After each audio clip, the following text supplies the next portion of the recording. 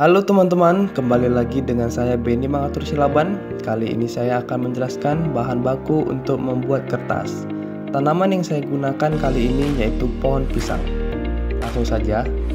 Nah, untuk learning objektifnya, yang pertama yaitu klasifikasi pohon pisang, yang kedua manfaat tumbuhan pisang, yang ketiga struktur morfologi pohon pisang, yang keempat pengolahan pelepah pisang menjadi kertas. Langsung saja, yang pertama, klasifikasi pohon pisang. Pisang merupakan tumbuhan berbuah yang sangat akrab dengan masyarakat Indonesia.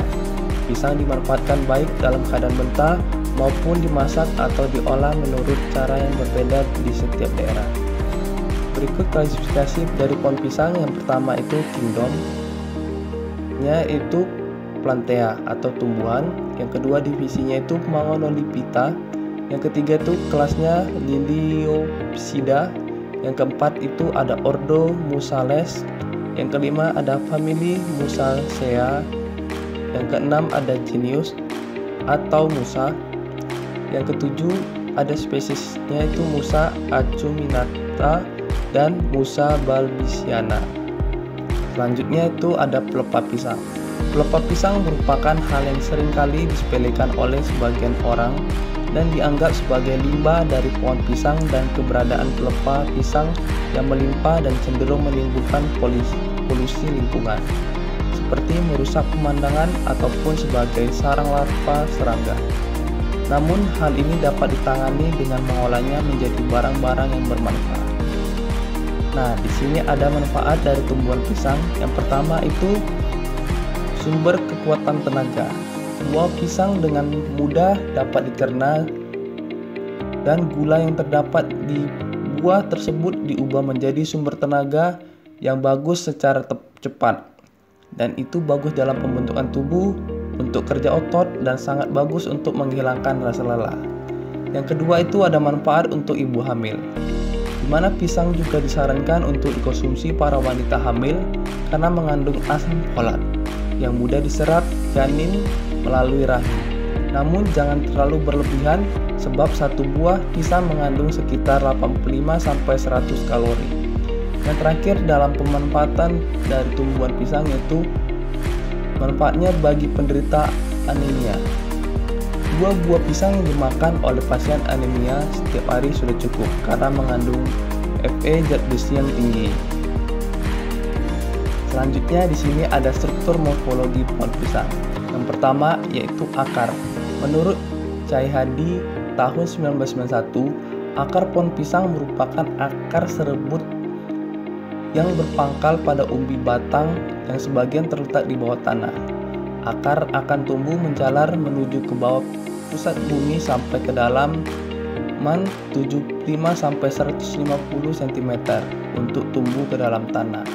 Nah, di sini struktur anatomi akar tersusun atas jaringan epidermis, sistem jaringan dasar berupa korteks, endodermis, dan empelur, serta berkas pembuluh yang terdiri dari xilem dan floem yang tersusun berselang-selang. Selanjutnya itu ada batang. Menurut Nakasone tahun 1998 mengatakan bahwa pisang merupakan tanaman berbatang semu yang terbentuk dari pelepah daun yang membesar di pangkalnya dan mengumpul membentuk struktur berselang-seling. Batang sejati tanaman pisang tersebut berupa umbi batang yang berada di dalam tanah. Batang sejati tanaman pisang bersifat keras dan memiliki titik tumbuh atau mata tunas yang menghasilkan daun dan bunga pisang. Selanjutnya itu ada daun. Daun tanaman yang pisang menurut Edison et al. Tahun 2001 berbentuk lancet panjang yang memiliki tangkai panjang berkisar antara 30-40 cm. Tangkai daun tanaman pisang ini bersifat agak keras dan kuat serta banyak mengandung air. Dan daun pisang tidak mempunyai tulang-tulang pinggir yang menguatkan lembaran daun sehingga daun pisang mudah sekali robek dan terkoyak hembusan angin. Selanjutnya itu ada bunga dan buah. Menurut Satuhu dan Supriyadi tahun 2008, bunga pada tanaman pisang termasuk bunga berkelamin satu atau bertandan satu dalam tandan bentuknya, dan penumpu bunga berjejal dengan rapat tersusun spiral. Bunga tersusun dalam 2 baris melintang, dan bentuk bunga pada tanaman pisang berbentuk lonjong dengan bagian ujung meruncing.